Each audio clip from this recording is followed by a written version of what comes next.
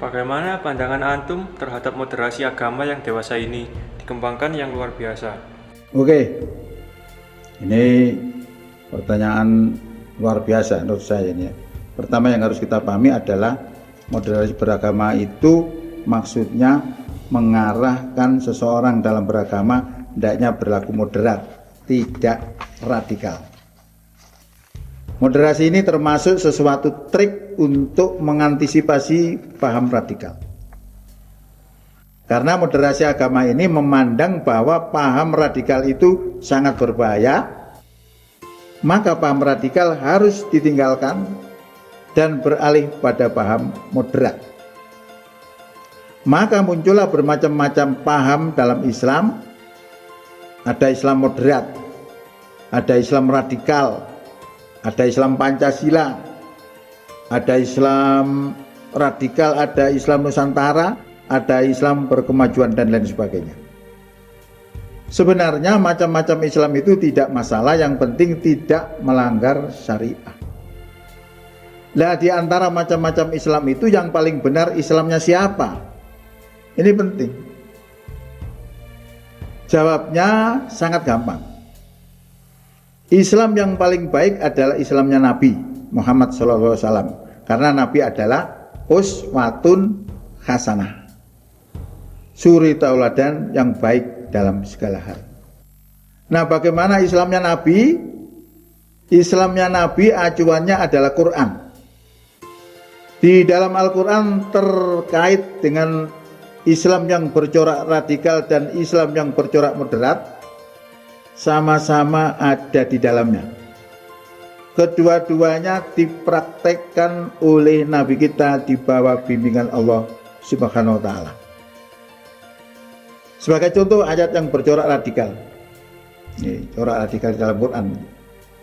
Kalau kita harus mengatakan bahwa Quran itu Islam itu harus moderat saja, ternyata dalam Quran juga mengajarkan radikal.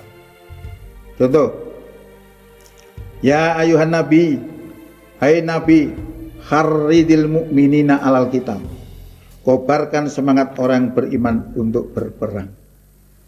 Loh, ini kan ayat-ayat yang radikal. Ini dilaksanakan oleh Nabi, justru diperintah oleh Allah kepada Nabi, kobarkan semangat orang beriman untuk berperang. Ayat radikal seperti ini. Kalau kemudian kita melaksanakan hanya yang moderat saja dan menolak ayat-ayat yang bercorak radikal, itu artinya kita mengimani sebagian isi kitab dan mengkufuri sebagian yang lainnya.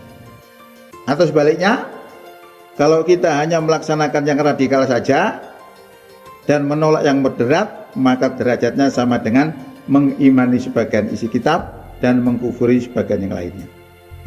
Kalau hal itu terjadi, maka Allah memberikan ancaman pada hari kiamat akan dikembalikan kepada seberat-beratnya siksa. Afatu minuna biba'dil kitab watakfuruna biba'd. Apakah kamu beriman kepada sebagian kitab dan kafir kepada sebagian lainnya? Fama jaza'u may yaf'alu dzalika minkum. Dia adalah balasan bagi orang yang berbuat demikian di antara kamu, illa khizyun fil hayatid dunya, kecuali kehinaan dalam kehidupan dunia. Wa yaumal qiyamati, dan pada hari kiamat, yuraduna, mereka dikembalikan ila asyadil azab, kepada seberat-beratnya siksa.